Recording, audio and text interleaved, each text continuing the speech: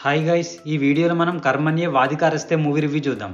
ఇది ఒక crime investigation thriller. ఈ మూవీ అక్టోబర్ 31కి థియేటర్లో రిలీజ్ అయింది అండ్ ఇప్పుడు 1 అవర్ 56 మినిట్స్ రన్ టైంతో సన్ నెక్స్ట్ యాప్లో స్ట్రీమింగ్ వచ్చింది.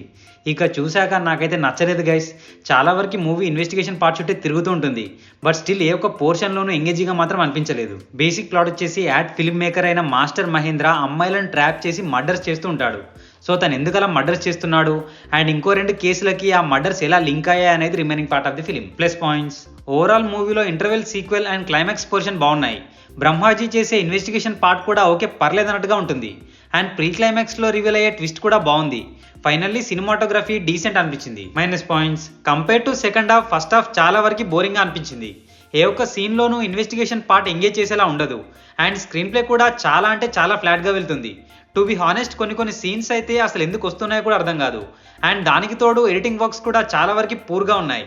ఫైనల్లీ బీజిఎం బిలో యావరేజ్ అనిపించింది. పర్ఫార్మెన్సెస్ వైజ్ మనకు తెలిసిన వాళ్ళ పర్ఫార్మెన్స్ మాత్రమే బాగుంది, రెస్ట్ ఆఫ్ ఆల్ జస్ట్ పర్లేదు అనిపించింది. సో ఫైనల్గా చెప్పాలంటే మూవీ అయితే బాలేదు గైస్. నన్ను అడిగితే 1 అవర్ 56 మినిట్స్ ఈ మూవీ మీద స్పెండ్ చేయడం వేస్ట్ అనే చెప్తాను. అండ్ ఒక 2-3 ప్లేసెస్లో అడల్ట్ కంటెంట్ ఉంది, సో ఫ్యామిలీతో చూడకండి. సో ఇది guys Karmanye Vadhikaraste movie review. మీకు కనుక మా రివ్యూ నచ్చినట్టయితే please subscribe to our cinema critic channel. Next movie రివ్యూతో మళ్ళీ కలుద్దాం. Bye bye, take care.